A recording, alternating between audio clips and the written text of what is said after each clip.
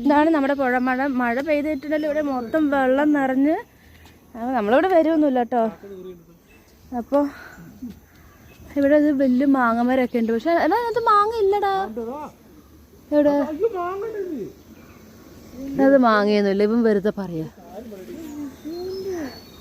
മാങ്ങ ഉണ്ടല്ലോ, അത് താഴെ വീഴും. ഇത് കണ്ടോ പുഴ. മഴ പെയ്തിട്ടുണ്ടെങ്കിലുണ്ടല്ലോ ഈ കാടല്ല, അതിന് ആ ചെടിയില്ല, ദൂരെ കാണുന്ന ചെടീനെ പുഴമഞ്ഞി എന്നാ പറയാ.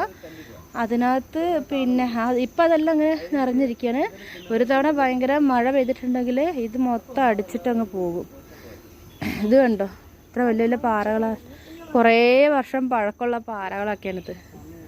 ഞങ്ങൾ കുഞ്ഞ് നാളെ മുതലേ ഇവിടെ തന്നെയാണ്. ഇവിടെ പുഴയിൽ ഞങ്ങൾ കളിക്കാൻ വരുമായിരുന്നു, എല്ലാം ചെയ്യുമായിരുന്നു. ഇപ്പോൾ പിന്നെ ഒന്നും വരാറില്ല. കാരണം ഇപ്പോൾ ആന ഇറങ്ങുന്ന സ്ഥലമായതുകൊണ്ട് ഈ ഭാഗത്തൊക്കെ ആന വരുമായിരുന്നു. ഇനി മഴക്കാലമെല്ലാം ആയിക്കഴിഞ്ഞാൽ ആന കൊണ്ട് വെള്ളമെല്ലാം കുടിക്കുക ഇവിടെ വരിക. ഇവിടെ പണ്ട് ഞങ്ങൾ കുഞ്ഞായിരുന്ന സമയത്തെല്ലാം ഞങ്ങൾ ഇവിടെ നീന്താനൊക്കെ വരുമായിരുന്നു, തുണി കഴുകാനൊക്കെ വരുമായിരുന്നു. എന്ത് നല്ല ക്ലീൻ വാട്ടർ ആണെന്നറിയത്. എന്താ അമ്മ ഭയങ്കര തണുപ്പ് കേട്ടോ.